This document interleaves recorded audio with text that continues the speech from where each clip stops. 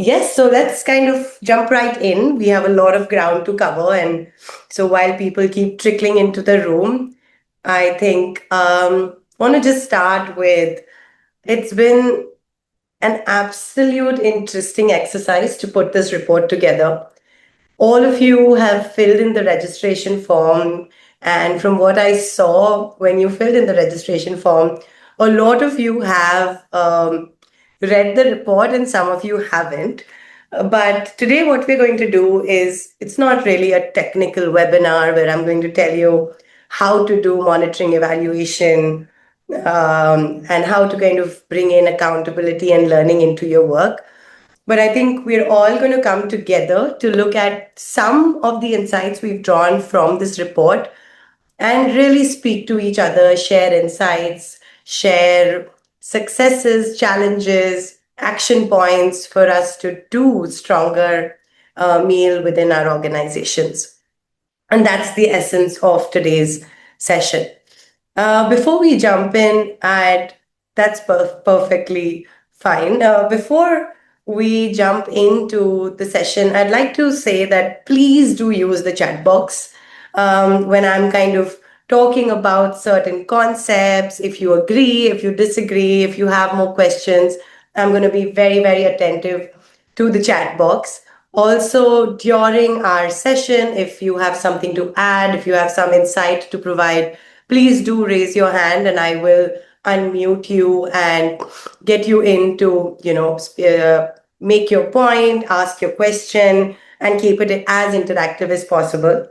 As you can see, we're already 100+ audience, which is very exciting, which is also says a lot about how seriously we as a sector are taking monitoring and evaluation. I don't want to leave any questions unanswered, but do bear with us if we miss a few, and then do use the chat box or raise your hand to come in. So without much further ado, I just want to set out what we're going to do today and what's going to be our discussion format. We'll spend the first few minutes, the first half an hour, to really look at a few findings, the key takeaways of this report. I'd also spend a minute or two to talk to you about how we put this report together. After that, we have a Zoom poll, which I hope all of you would be able to fill in. And then we'd really get into why some of you marked certain things. What is your opinion on these findings? What's your perspective? And how does this speak to your specific context? After that, I think as some of you or quite a few of you have been in Fourth Wheel's webinars and our sessions, I think at the end of the day, it's all about action. What do we take away from this? How do we practically implement whatever we discussed today within our organizations in our work?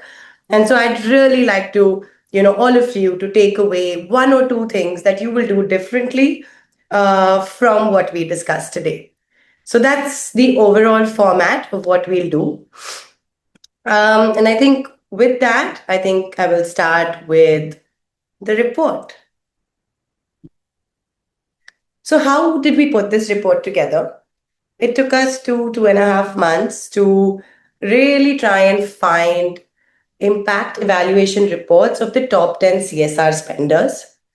We then also looked at, as most of you would know, now we have a lot of foundations which are, family foundations, and that has become a big pie of the funding in the Indian social sector. So we also looked at annual reports of philanthropic foundations. And then we looked at recent reports in the years of 2023, 24, and 25 of what are these landscape studies. When we say that we've referred to the KPMG study, we've referred to a Nirman study, and you'll see a lot of this reflect in what we discussed today. So we looked at 45 reports to really see how is evaluation not just being done, but also being reported in the sector. In addition to that, Fourth Wheel, and if you go to our website, you would see we have an M&E quiz, which asks questions on, do you have a theory of change? What kind of indicators are you measuring? What kind of tools and technology are you using? What are you using? Participatory methods? Are you doing quantitative studies? And so we had 300 plus responses on our meal quiz. And then we also looked at all these different webinars. I think we've done more than 20, 25 webinars over the past year, where we got different participants before they come in for an AI workshop or before they've come for a data analysis workshop. We've had them fill in registration forms on their practices. So we put all of this together and came up with insights, which you will be seeing in the next couple of minutes. I think there are a couple of limitations to keep in mind. Since most of these are evaluation reports, there was very little we could actually gather on the monitoring practices. Also, since it was done from a qualitative lens, there could be things which we've missed in terms of adaptation, learning, or what they actually did with the results. So, with that, I think I want to just jump into what did we really see in all of these reports and the quantitative data. The good news is everyone is talking about a theory of change. They might call it a log frame, they might call it a results framework. Some of us also use, if we're working with adolescents or youth, we use specific UNICEF, UNESCO frameworks. But the good news is that is common practice. We're not just starting with, let's go do a program and then see what happens. We are very intentionally, very actively looking at building frameworks. The problem there is that we're using them more in grant proposals. When we are writing a grant proposal is when we kind of paste our log frame or our theory of change. But then I think a question, and which we will all discuss today, is do we really go back and say, okay, we thought that building teacher capacity will lead to better classroom instruction. Better classroom instruction will lead to more children being interested in topics, which leads to better learning levels, right? That's what a log frame or a theory of change does. It tries to put together a story, a narrative. But is the narrative being going back to, did we check whether this framework actually held true? It's a question I have for all of you. The second part, again, good news, is that we are no longer just thinking about the number of children we reached or the number of health camps we've done. We are seeing a lot more organizations, a lot more professionals talking about long term change, not just looking at activities, but actually seeing what these activities resulted in. And impact thinking is really strengthening. It's no longer about doing a program and reporting how many people that program reached. It's about seeing what kind of change unfolded because that program has been put in place. Another very positive is that we're no longer going with a quantitative survey. I think increasingly we are recognizing that stories, context matters a lot. And so we have our surveys, but we see that mixed methods is now a norm. We're no longer just doing a survey, we are also putting it together, coupling it with stories, narrative, and context. However, I think now it's become a lot about doing more significant change or having case stories. But at the end, are we taking these results back if we are collecting data on a skill training or a vocational program, we're asking youth, did you get placed? Did you like the program? Did you learn something from it? But once we get the data that yes, 70% were placed or 80% said that confidence has been built, are we going back to youth to say, this is what our data said? And why do you think it's 70% of placements? And why do you think there's been 80% reporting confidence? Not just the youth that we do the surveys with, are we taking these results back to our implementation teams? And I have a few examples on this, but I think that's something that we all should consider. So it's not just about being extractive and taking all the data we need and then just going back to the boardrooms and telling our leadership or our management, this is what our results say. But going back to the people who gave you that data, and making it truly participatory to make decisions, get context, get understanding, and all the good things that come with talking to stakeholders. Another good news, and I know I sound like, okay, good news, but considerations, but I think that's what we want to do today. It's about celebrating the wins and how far we've come, but it's also providing direction to how far we need to go and providing some sort of, vision for what all of us in the social sector need to be doing together. Again, I think digital, I know it's 2025, very soon 26, and we all have come a long way. And for most of us in our careers in the development sector, we've come a very long way from going with paper pen data collection. And we do see a lot of adoption of Kobo Toolbox, ODK, Survey CTO. However, we do still see that we are in a collecting data with technology. But are we using technology to analyze data? Are we using technology to report findings back? Are we using dashboards to track data over time? Is a question mark. The next thing I'd like to say, and this probably is in things that we really need to, recognize as a miss in our sector, is, and we'll talk a lot more about this, but we now are reporting data on, if we speak to 300, let's take another example. If we are doing a sanitation project and we speak to 300 households on how toilets have improved quality of life or how the access to water has reduced health issues, we just say 80% report that drudgery has reduced. But I think many times we really need to break that 80% and see what if we compare households which were very far, in a village which had lesser access to households which had good access.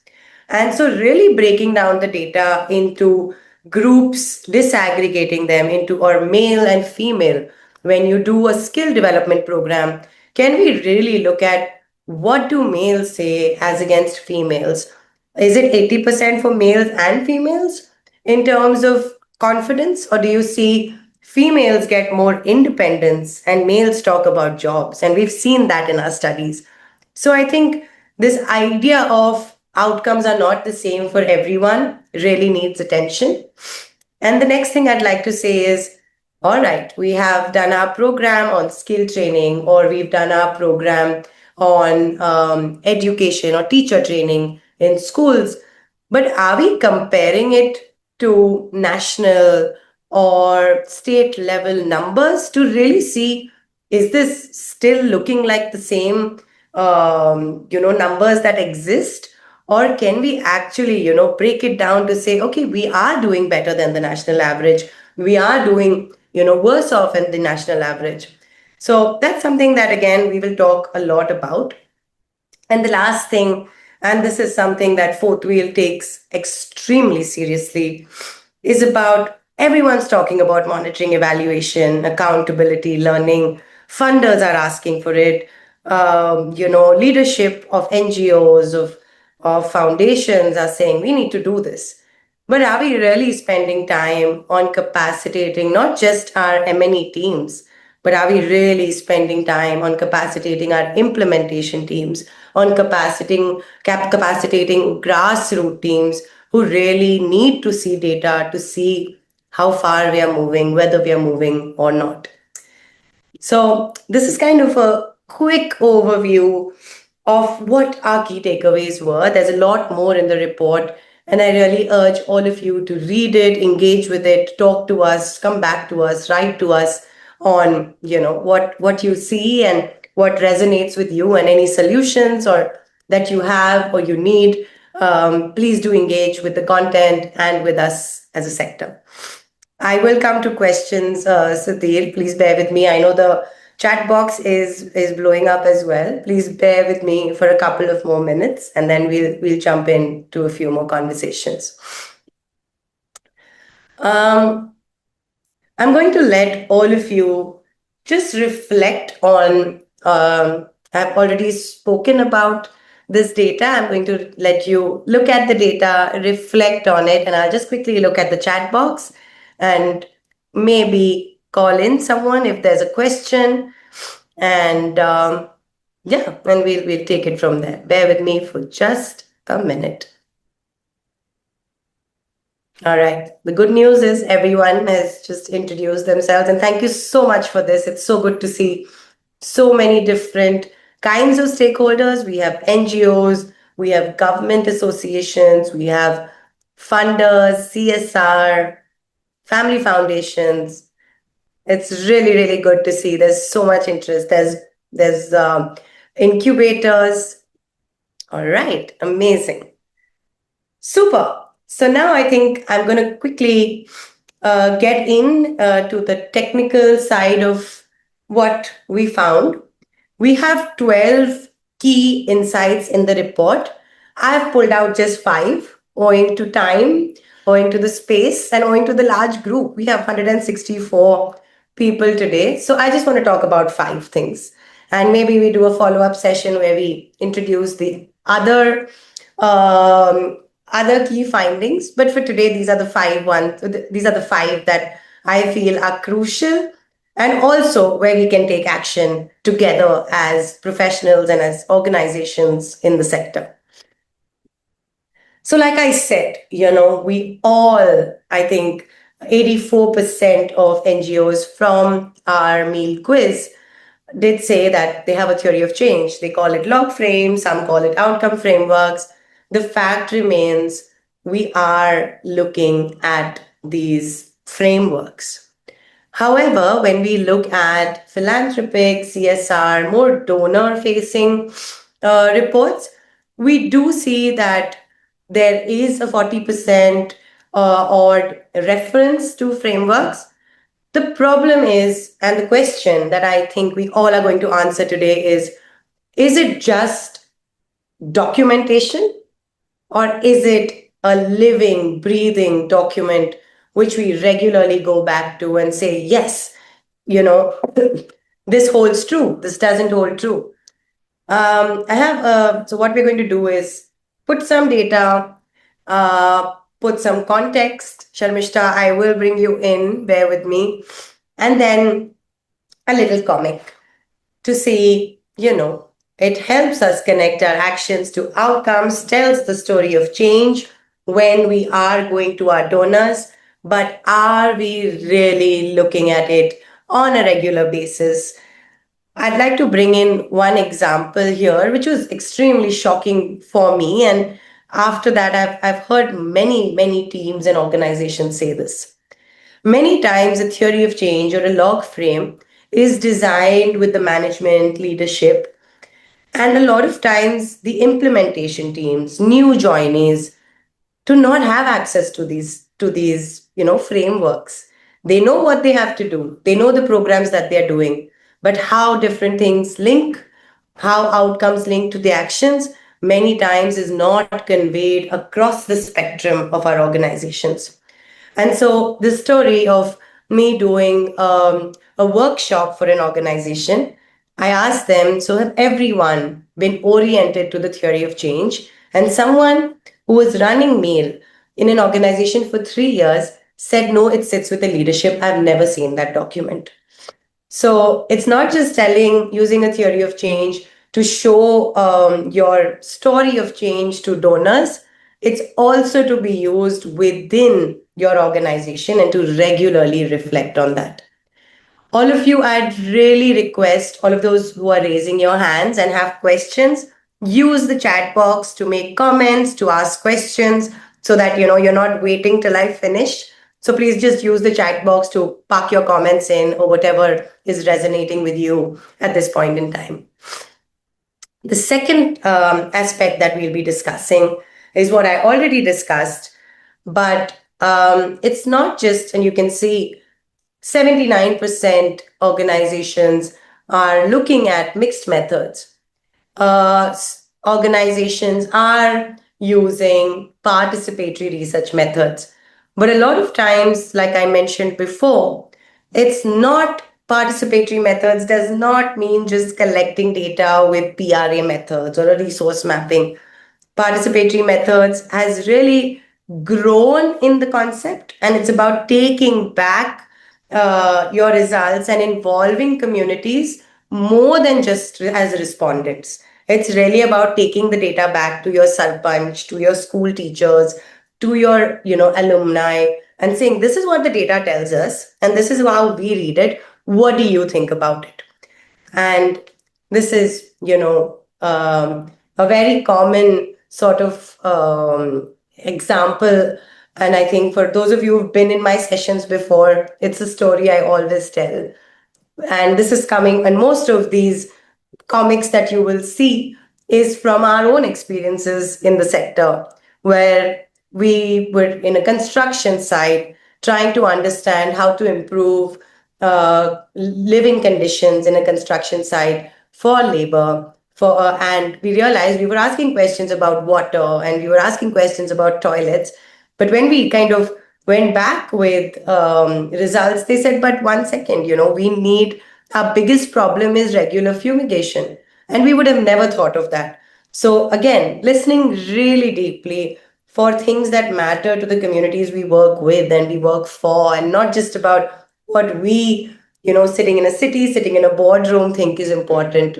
So just wanted to point that out. And it's a discussion to be had as to what more can we do to take results back to communities and not just involve them in data collection, but in actually analyzing the data, making sense of it, and then decision making. The third point, and I did bring this up as well, but really breaking down, our groups, as we call it, into subgroups. All farmers are not the same. There would be some with large land size, small farmers, marginal farmers, some who grow cash crops, some who grow just for subsistence farming. It's really important for us to identify the subgroups between the different people or the different communities we study. And I think this is a very nice comic which says that as well, that, we go and ask different people. In our sampling, probably we say, okay, we'll have 30%, senior citizens, 30% youth, 20% women, whatever our sampling kind of breakups are. But then do we really analyze the data like that? Because sometimes you realize, and again, this is from our experience, if you say 70% of those who attended our health camp were satisfied, that's a different conversation, but was satisfied with the quality of the doctor, you will, and if you break that up, you might just see that senior citizens say we were not, because they were not looking at geriatric care. We need something more specific to that. Or women might say it was great for an initial checkup, but we needed more gynecologists. So I think it's really, really important to look at subgroups while collecting and analyzing data, because change is experienced very differently, and our groups and our communities are so different, especially in the Indian context. The fourth point I'd like to make, again, something we can all really do something about immediately, is benchmarking our data. I'll give another example of a recent, and this helps not just on saying comparing our results, it also helps in how to collect data. For example, we were doing this study on menstruation and gender norms and practices. And we had a question in our survey which said, what kind of issues, or what restrictions, we asked girls, what restrictions do you face when you are when you are in your menstruation cycle? And we said, okay, but we got to benchmark every question we ask with what exists in a national on a national setting. And we realized there was already national level data to talk about the different restrictions. So we actually went and changed our question to say, do you face religious restrictions? Do you face restrictions on going to school or participating in work? Do you face restrictions in your family on entering the kitchen. And when we got our data, we actually, because the question was framed to compare it with what data already exists, it was beautiful. If we would have gone with that original question of what restrictions do you face, we could have got different kinds of answers, and that would have made it very difficult to compare with what data already exists. My point over here is one, that don't try to benchmark your data after data has been collected. Try to study what kind of, or try to understand and map out what data has already been collected, so that at the starting point you know what data you can contribute to. um, and this is a great example. If we operate in silos and we ask questions which, and we're not comparing it to how generally questions are being asked, where we can, what data exists to compare with, we are missing to know how are we actually doing in a similar context, in a similar setting. And the last one, and I think very crucial and important, is monitoring and evaluation, accountability and learning is no longer about these are the number of people I reached, this is what I did right, and let me raise more funds. It's really about improving, doing something better, trying to understand what works, for whom, in what context. And so if we don't keep going back to looking at data over time, or really trying to understand what works and doesn't, it's not really serving the purpose. And over time, I think the sooner we adopt that, over time, it just becomes easier for everyone to really see how far we've come and share amongst the sector on what's working in teacher training, what's not. Um, that's one. Having said that, and I think this is something we at Fourth Wheel really are trying to improve. I'm not saying we're there yet, but usually you have a 60-page report and then 5 pages of recommendation, right? I think it should be the other way around. Start with recommendations. What does your data tell you? What are the 5 things you need to change? And how does that data feed into those recommendations? For example, a lot of times when we work with adolescent girls, we say, we need mentors, and mentors are working great. Scale that up. But I think it needs to go way beyond that. So, when did mentors work? What kind of support for adolescent mentors work? How often should these mentors interact with girls? Why are mentors not able to interact as often with girls? So, taking that action level approach to saying, this is what we need to do next.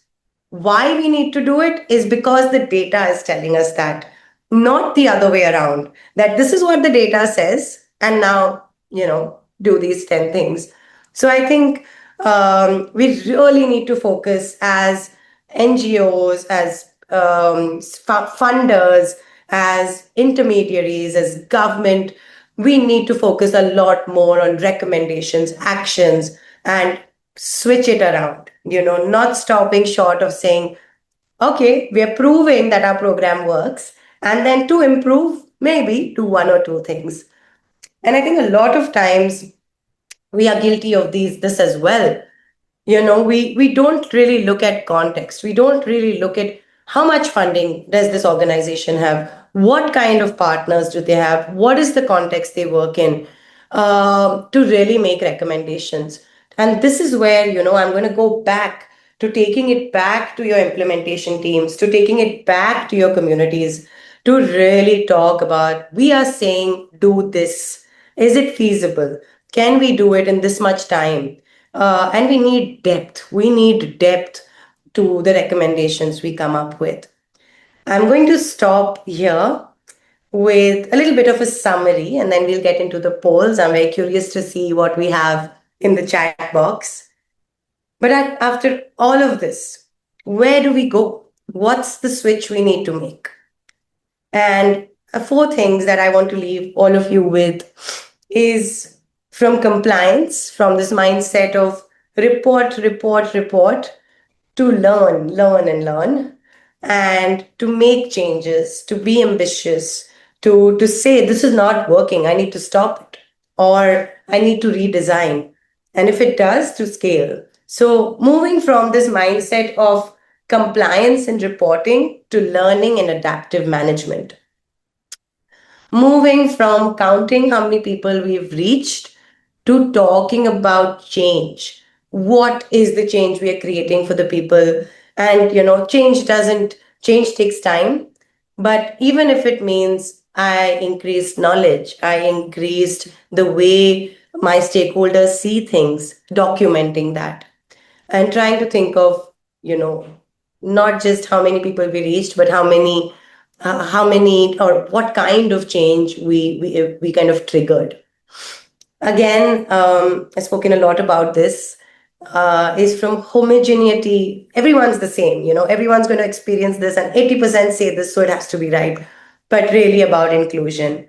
Women have different experiences of programs and value. Women of different age groups have different experience. Like a scholarship program would be very different for someone doing an ITI program to someone doing a medical program. Between youth understanding sexual health, or youth understanding aspirations or careers, there is a lot of difference between the people and communities we work with, and to really identify and pay attention to where our programs work for whom in what context. And lastly, to using frameworks and tools to really strengthening organizational culture, to really looking at systems, to really saying technology, simple technology, training our teams. And with all of that, I'm going to stop here and look at the chat box and open up the poll. I think there's a lot of scope. The very fact that now we have 184 people 2 days before the Christmas break join us for a monitoring, evaluation, accountability, and learning session says a lot about the momentum, energy, and interest in the space. And I think we owe it to all of us to come up with solutions, actions, and a new way of looking at evaluation and learning. All right, I'm very curious to see if there are any questions, and I'll call a couple of you in. Do you want to come in? Jeshri, can you please unmute Rahul? Rahul, do you want to ask your question, and then we can answer a few? Hi, Sharon. Yes, there is Rahul and there is Rajesh as well who would like to ask a question. Okay. Okay. Yes, let's get Rajesh in. Please come, Rajesh. Come in, Rajesh. Sure. Yeah. Hi, Sharon. Thank you for the wonderful presentation. I think I've learned a lot.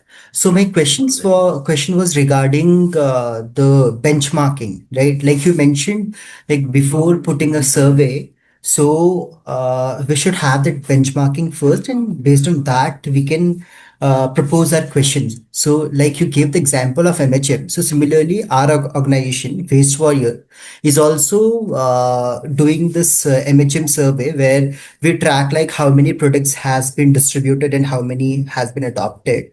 Mhm. So wanted to know like how this benchmarking would be beneficial for us and how to rely on some platform. Like someone has also asked, like the question is maybe the benchmarking is like 5 years old, or maybe it has a different context, different place, different religion. I mean, there are so many variable to it, right? So Mhm. how do we take the help of that benchmarking and prepare our questions? Thank you for that question, Rajesh. And I think Sangamitra has also asked, similar sort of questions on benchmarking. So I think, again, it's not sure that again yours is so specific, right? The idea is not that you're going to have like 100%, all your indicators are going to have benchmark data or in your context data. The idea is to ensure that it is front and center so that you can contribute to the space. It doesn't, and you kind of say that, okay, in this context, say, you take it in a UK context, in an African context, this is what we find, this is how it's reported, it's never going to be an apple to apple comparison, right? But the idea is you can still tell a story with a larger perspective. So there is not ever going to be, the questions or the outcomes that you have identified, because your context is going to be so different. You're never going to find an apple to apple comparison. The idea is to keep it front and center and to at least do this exercise so you know whether something exists or doesn't exist. You see, it's not going to be a perfect way of doing benchmarking. Does Sure. Thank that you. make sense? Yes. Thank you so much, Sharon. Yeah. You're welcome. Who else would like to come in? And I think, Jayashree, you've also asked, right? I think about, benchmarking is tricky with assessments and the objectives being changed. Again, the idea is, and I'll tell you how we at Fourth Wheel do it. Probably lots to learn from. If there's anyone who'd like to add on, if you all have done benchmarking, would be also very interesting. The idea is what we do is we really start with, having discussions with program teams, managers, looking at the outcome frameworks, and putting down together what we are collecting data on. We then do a very detailed deep dive and secondary research on these different outcomes. So we kind of, it starts with secondary research. We also kind of create an Excel sheet which is shared with different people in the team, with column one having all the different indicators we are tracking, and then we keep kind of adding, okay, we get this on a global level, this is the paper that has done it, this is what the data says, and then at a national level, this is what it says. So we are just doing a brain dump or a literature dump of what exists, and then we take what is relevant to us, what is not. But again, when we are starting, we kind of set up a very good context of what could we find, and we're not just starting in a silo of this is what we want to know. So I think that exercise in itself has a lot of value in terms of thinking about how to phrase outcomes, how to phrase questions, etc. So I know there's quite a another thing that some of you have, Uttam, thank you for that. I think um, I'm not sure about donors financing baseline study, and I will talk about this actually because it's really important. But I think the idea is you can also use baseline. So if you see the KPMG study, and how they've looked at, so they've looked at secondary data, they've looked at the Niti Aayog dashboards, some of them have looked at control groups, and some of them have looked at baseline. So when I'm talking about benchmarking, I'm talking specifically about secondary data, because I think for us and the teams that I've worked with, it builds a lot of context, it builds a lot of what really exists and how should I be thinking about this. And again, in this age of chat GPT, most times we've forgotten basic research of going back to literature and secondary research and reports. So I think maybe this is also telling all of us, like, ChatGPT is fine, but can we identify good reports, good documents which actually speak our language and actually spend that time on understanding it. With regards to donors not interested in financing for baseline study, it is a bit of a digression, but I think it's very important point for me to make here. When you pitch M&E as a separate function, it is going to be looked at as an additional cost. When you build in, and we do a lot of sessions on institutionalizing monitoring evaluation, so this is not the space, but I think it's very important. When you pitch it as saying it is part of my program, when I begin my program, I will first like to understand context, like to understand what my communities value, like to understand where I am starting from, and only then I will design my program and implement my program, so that 2 years down the line, I will be able to tell the story of how far I have come. So it's very important for the languaging and for the positioning of monitoring and evaluation to not be an afterthought or additional to your project, but embedded in the very core of the work you do.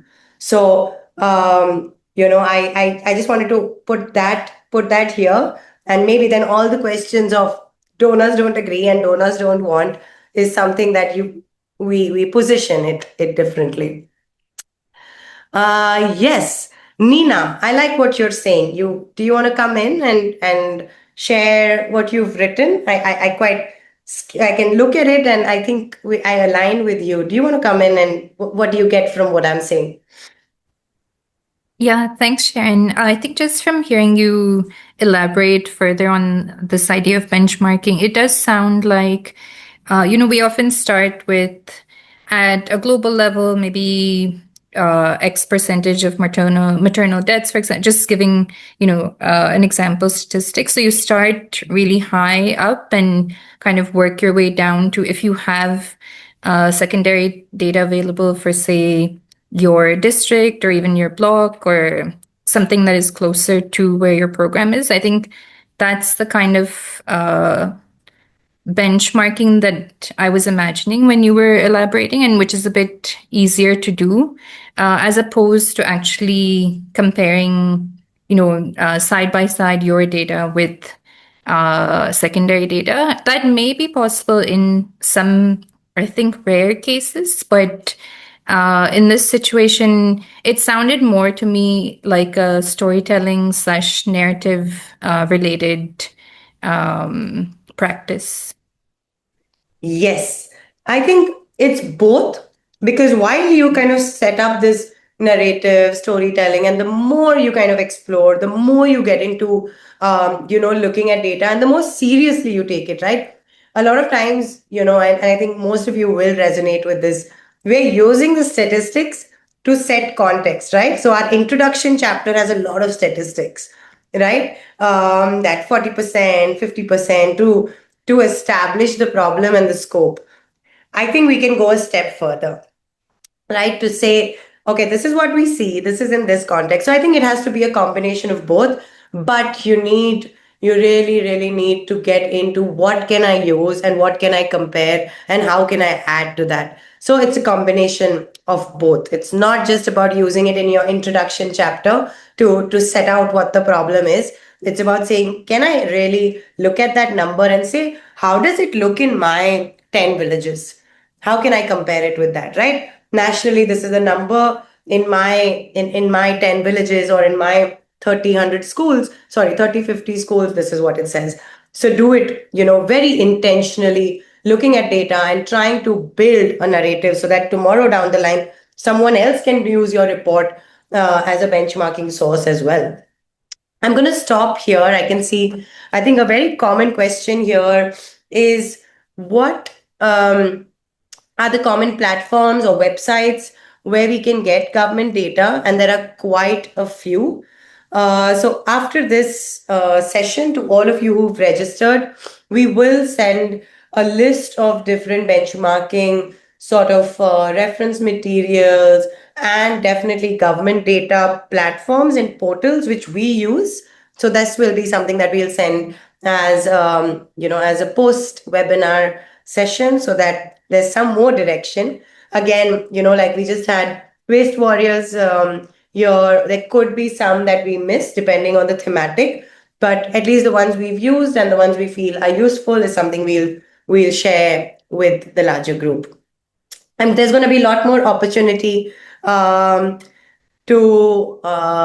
talk more about this. So Dheer, actually, since you've raised your hand, please come in and then we'll get into the polls and then talk a lot more about this.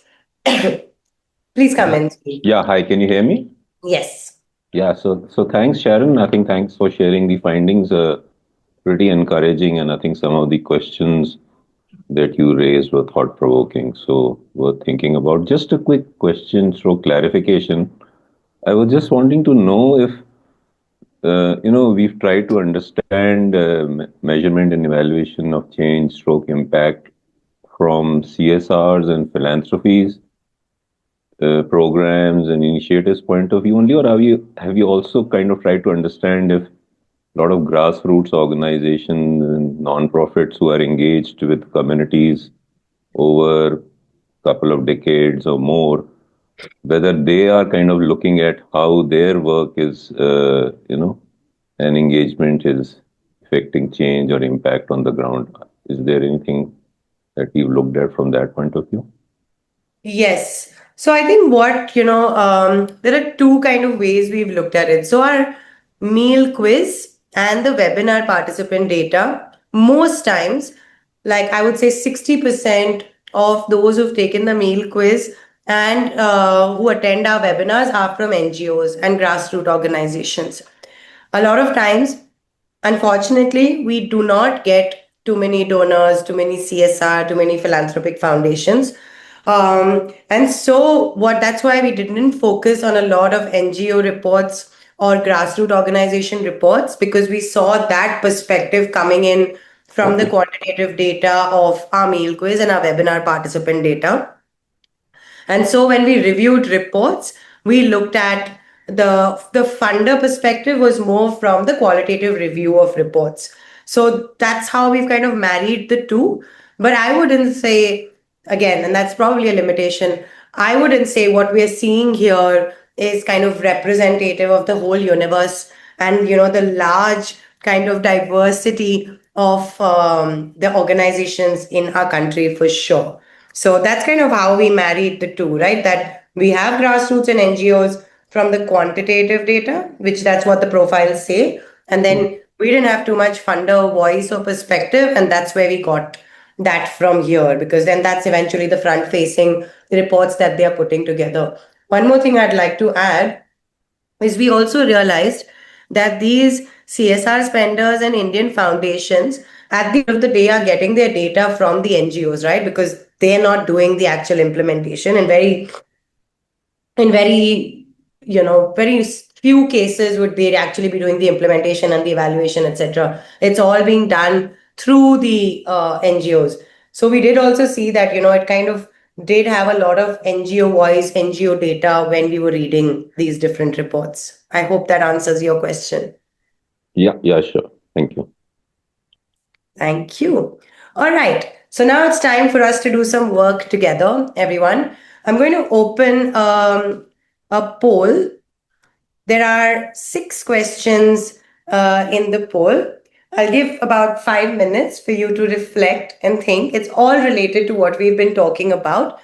I'm launching it now. I hope all of you can see the 6 questions. I'll give it about 7 minutes, not to be a stickler for time, but I just want to ensure we all have time. While you all fill in the poll, I'll quickly go through the questions in the chat box. I'm not going to explain the questions. If any of you have any questions while answering, please let me know. But looking forward to hear what all of you have to say. And while then, I'm going to quickly read the chat box. Agree with you, Himanshu. Jayashri G, I would really like you to come in. You raised 2 really good points. So before once I stop the poll, I'm going to unmute you and have you raise your 2 points. Very pertinent, very important. And then we'll get into discussing the rest. Hi, Sharon. Good evening. Good evening. Everyone's looking at this. Do you want to quickly ask what you wrote on the chat box, so it's just easier? Sure, Sharon. Yeah. Thank you so much. This is a great session. I'm enjoying and learning quite a lot here. So thank you for the session first. And then coming to my questions that I asked when I was seeing the nice narrative that you were showcasing, right? So when we are talking about water supply and then fumigation as one of the gap that when we observe in the field, will we go back and change the TOC for that? Because TOC is kind of fixed over there. So those kind of things were kind of going through in my mind. How do we do this contextually in our programs was something that I thought I'll check with you. And following up on the benchmarking itself, which I saw a lot of question in the survey also, like say for example in education domain itself, education solutions domain, if you see all the ASER or Parak assessments or SAFL kind of assessments, there is not one single assessment that fits into the objective of an NGO's program objectives, right? So in those cases, how are we kind of comparing them? Because the donors and the funders, they are more interested towards having a national or an international benchmark. So in those cases, how are we working is something that I was curious about to know. Sure. Let me take your first question. So, simple answer is yes. If there are certain learnings, there are certain outcomes which are being valued by your communities, which you haven't considered while making your theory of change, while looking at external and internal deterrents, facilitators, it is extremely important to go back, and that's why regularly visiting your theory of change is super important. So the simple answer is, just because you've made a theory of change once based on what your implementation teams or your management or your donors or your leadership think, I think it's nothing if you don't have perspective and you constantly keep revisiting it. So simple answer is, if fumigation has come up as a very important aspect of living conditions in construction sites, then of course you need to add it. That's number one. Number two, in terms of, like I said, in terms of benchmarking or data available in your context for your outcome, etc., not being there is something that you need to continuously explore.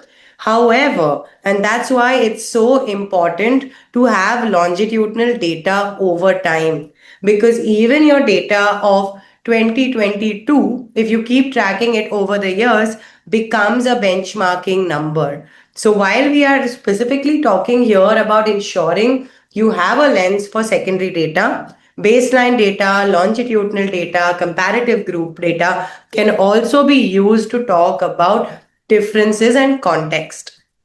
Uh, just to build on this, one thing, why and I don't know, some of you must have been for some of our sessions on, why are we writing reports? And let's move into dashboards, is because what does reports do? Every year you write a report and then you probably print it or send it in a PDF.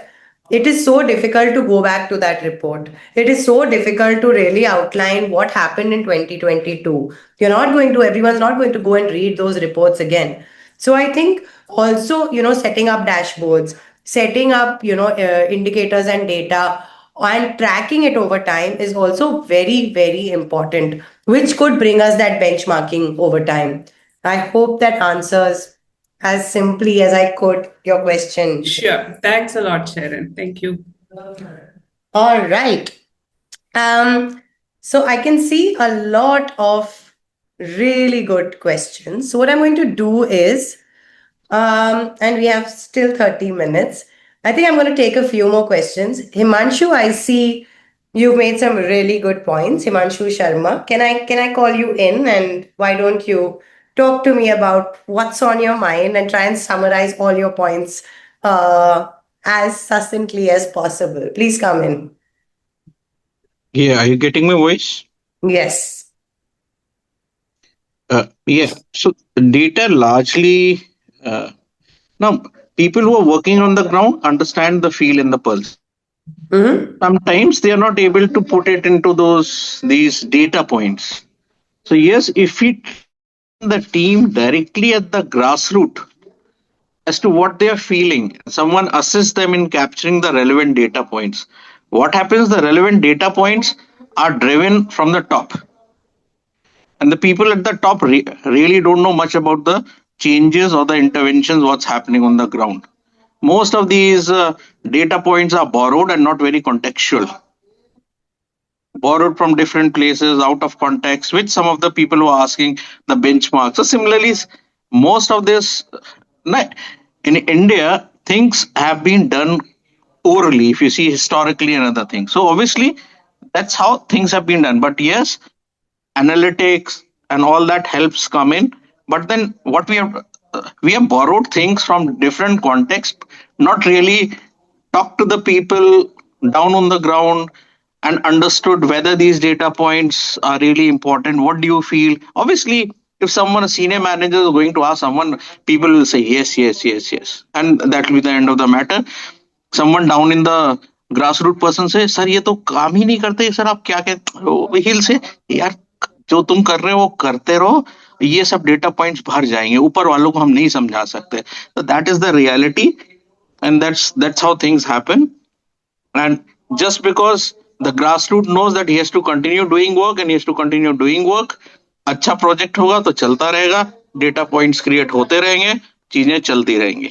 Issue is, अब आप education में आप सुबीर शुक्ला जी की reports देख लो ना, उनसे बातचीत कर लो, 30 साल से कर रहे हैं, 30 साल से रिपोर्ट्स जनरेट हो रही हैं, अफगानिस्तान से लेके पता नहीं कहाँ कहाँ काम कर लिया है.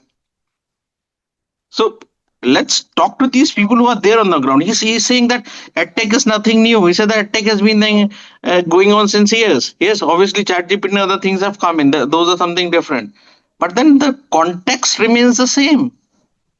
He says Sure. that trainings. So Thank you, Imanshu. I'm going to quickly respond. And I think, so thank you so much for that. And I think that's exactly what's the point? What the point I'm trying to make is that when you're designing your theory of change, or when you're designing your outcomes, or when you're introducing a program, it cannot be someone sitting in the boardroom or someone who says, I went there and visited that area for half an hour and this is what I think. I think that's what I mean by true participation and true inclusion of different voices and communities on the ground. And so and that's another thing, when we design a theory of change, or when we say, okay, we are putting water into perspective, or we are doing an education project, we actually go on the ground and say, we are doing a teacher training program. To just keep it very simple, we go back to teachers and say, these are the 4 things that we want to see. Does this make sense in your context? Are these the outcomes we need to measure, or is there something else? And then that is truly participatory. So I completely hear your point, and point taken, but I think that also puts ownership on all of us to really think about, are we asking the right people, or are we asking the people who we are truly working with and for, whether that's the change or the outcomes that they see. And that is my point. So thank you for that. I'll take one more question from Sneha. I know you have your hand raised, and then we'll get into discussing the poll. But please come in, Sneha. Hi, Sharon. I don't have a question, but I think this was a very, very relevant conversation. And I am from JPAL, and this was exactly the kind of conversations we were having with a lot of organizations to understand where they are in terms of their M&E preparation, that in terms of preparation of the frameworks. But I just also want to make use, as capacity building was one of the points that you pointed out as glaring sort of, absence in some of these organizations. I just wanted to piggyback on the webinar to also let participants know that we're organizing an in-person workshop on measurement and survey design in February, which exactly answers some of these questions. So those of you who are interested can take that opportunity to apply to this course, and I can leave a link in the chat for you to take a look and enroll. Thank you, Sharon, and thank you, everyone. No problem. And thank you for saying that, Sneha. I think there's a lot more that needs to be done on capacity. We have a couple of our people going to be applying for it too. I think it's very relevant to keep the and keep questioning, right? Like, are we doing it right? And keep learning and having that mindset. So thank you for coming in. All right. So I think I definitely want to talk about the first question, which was, when was the last time your TOC or impact framework was revisited? I'm very surprised and very happy to see that 37% of you say that you discussed with your team on evaluation results. I'd like a volunteer who actually marked this to share with the audience, to share with the group on what did you discuss and what was the advantage of it, so that we can convince more who are, in the 19% of while reporting to donors. I'd love a volunteer to talk about an example of when you got your evaluation results and you went back to your theory of change and said, yes, this makes sense. Yes, this doesn't work. Let me stop, scale, redesign. Can I have a volunteer? And if you're shy or your mic is not working, please share in the chat box. But I think if we have 37% who do this, please share with us how we can do it and how it helped you. Yes, I think we have two. Amazing. Yes, Sangamitra, do you want to come in and share your experience? Yeah, sure. So for us, actually, we revisit the TOC, during donor reporting and after the evaluations are done. So now there are two things. Okay, one is presenting the findings or how it has fared based on what we have planned, and then scope for modifying this program. Now it depends again on funders. Sometimes there is a scope and we have actually deprioritized some of the planned activities or outcomes and focus more on something else. And it happened for a few funders, and for some cases it is so structured and kind of rigid, probably we could not do it. But it depends on how open funders are to allow us to do those modifications.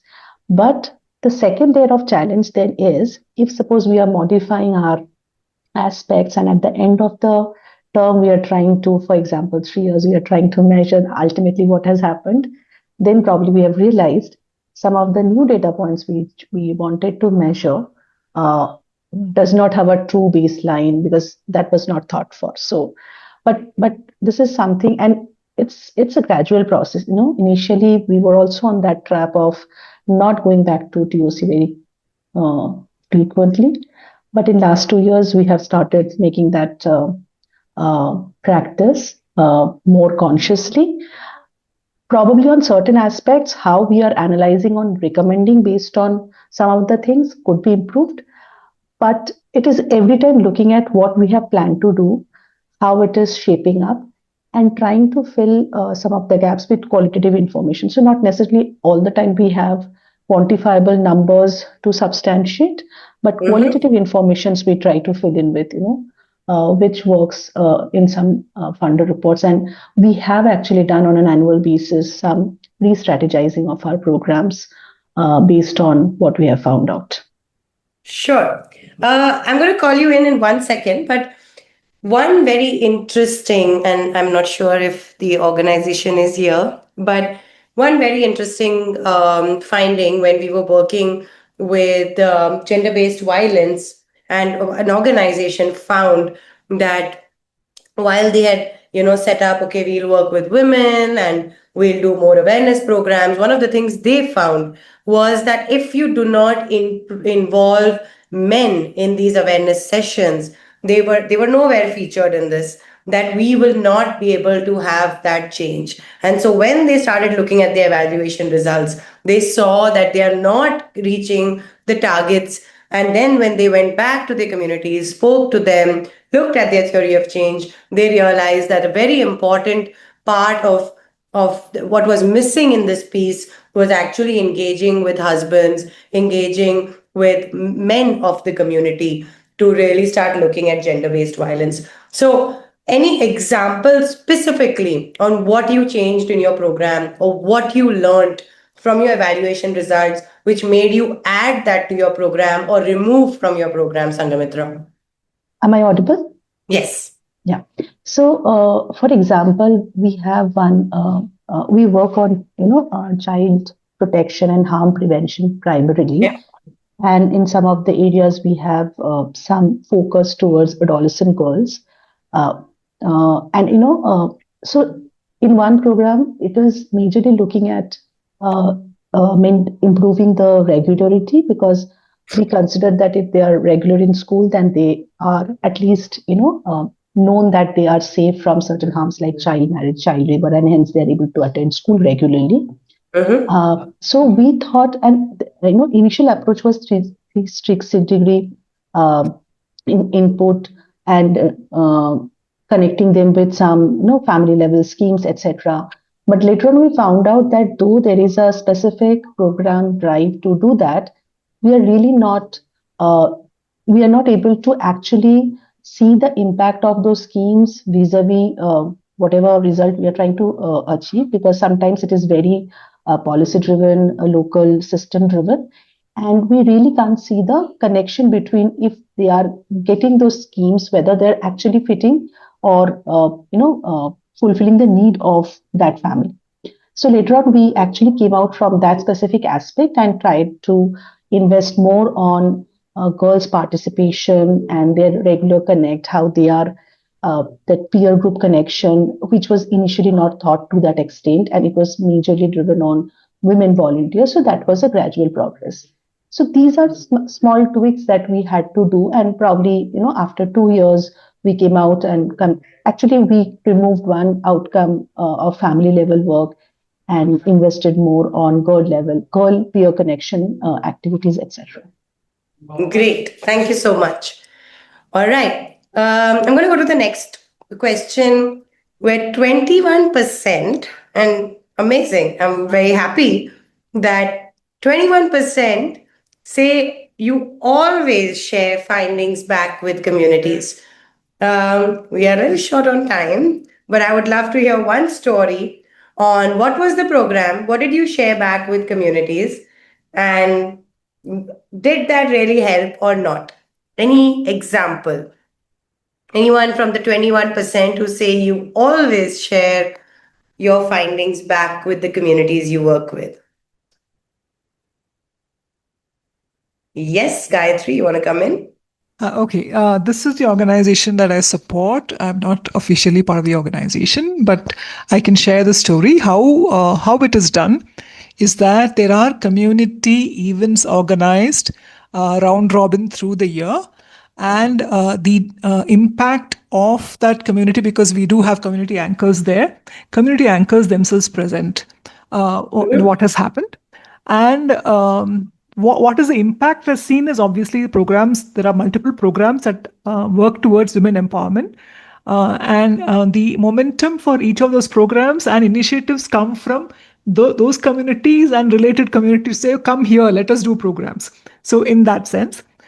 Secondly, in hard numbers also, we see that, say, for example, when we talk about micro entrepreneurship, the enrollment of women and women sticking with the program and starting businesses and reporting income increase has improved over the years.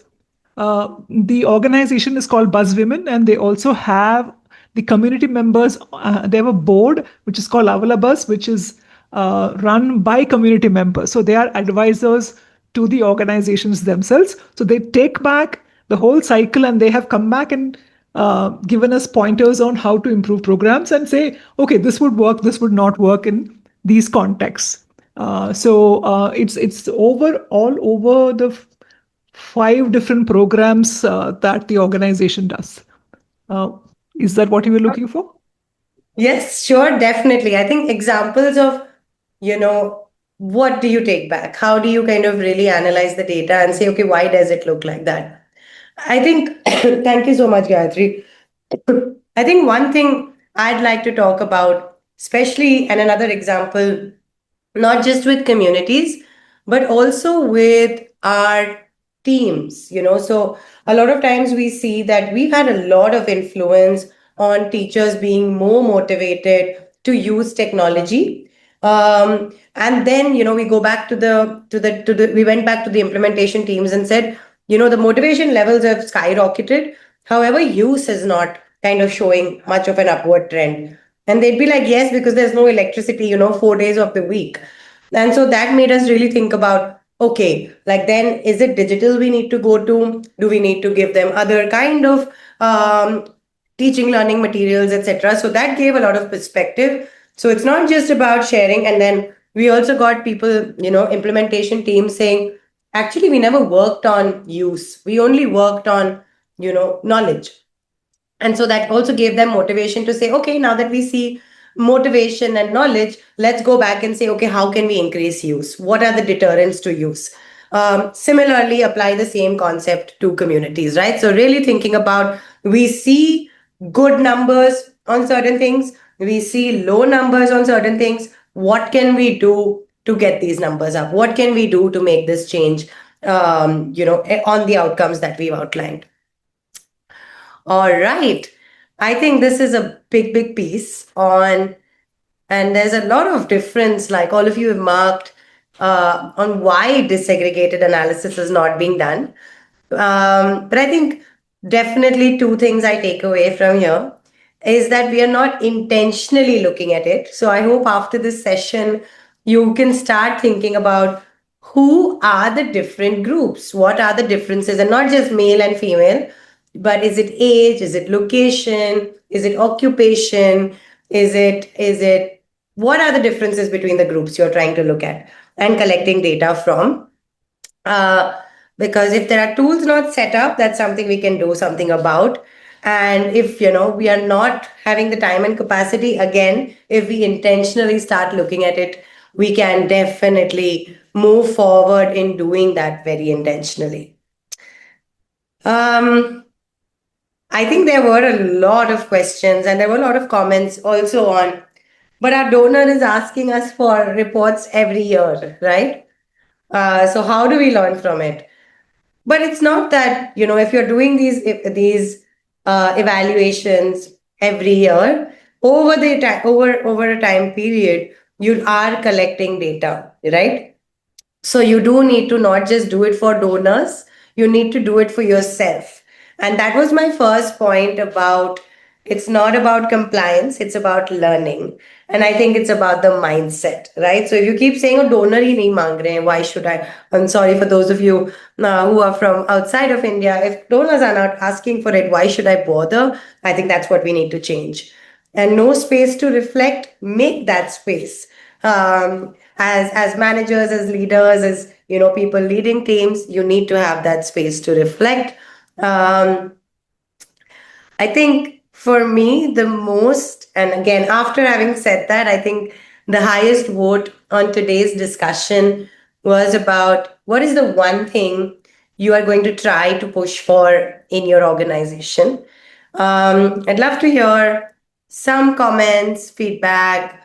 Yeah, some comments, some feedback on what is that one thing from those who I haven't heard from. What is that one thing and why that resonated with you from this discussion today that you take back to your team? And what are you going to do about what you heard today? Yes, Vidya. Yeah, so I think usually what the work that we do is with parents to help parents engage in quality playtime with their children. And we do this through a cascade model where we work with government officials and teachers. So far, what we've done is we've shared our reports or we've shared updates with the government officials, but we've never really shared it with the teachers to show what is the change that they are bringing by supporting the parents, by conducting workshops or PTMs, and neither have we shared it with the parents to show what was the outcome from the previous year's intervention. Like what I mean by that is like a parent whose child is in UKG and has probably been part of the program when the child was in LKG. If they see the change that has been measured by us, it will probably help them talk about the program and through the word of mouth get the current new parents also to understand why this is important, how it helps them build better learning their own children. It's not about anything else than it's just about them spending more time with their children, doing play based activities with them. So this was one thing I kept thinking about, how I can take the results to the parents directly, who are our main stakeholder, instead of just to the first level of the cascade that we're working with. I'd like to add actually, and thank you for that, Vidya. I have seen personally a lot of successes with not just taking successes, also, really involving them to say, this has worked, but ye nahi chal raha hai. I don't know why we are not able to make a difference on this. Can you help us? Can you tell me why I am not able to see a change? Because, I think a lot of times we come with that perspective of we want to show our program works. We want to say that this is good. But a lot of times we also want their support, their their minds and their what's it called, their solutions in their context as to why it is not working. So I would say, Vidya, do both. Say, like what I did today. I said, this is great, but this is not okay. And you know why? So, take maybe three things and say, this is where we've had success. Tell me why. And this is where we are not. Can you help me make a change on these outcomes? Because I'm not seeing impacts on these. So do a combination of both. And that's when it's truly participatory. That's where you're really involving them to solution with you, to think about, and involve them in solving the problem. Don't try and solve the problem in a silo in your organization, because they will have way more perspective than we will ever, if that Yeah, makes yeah. sense.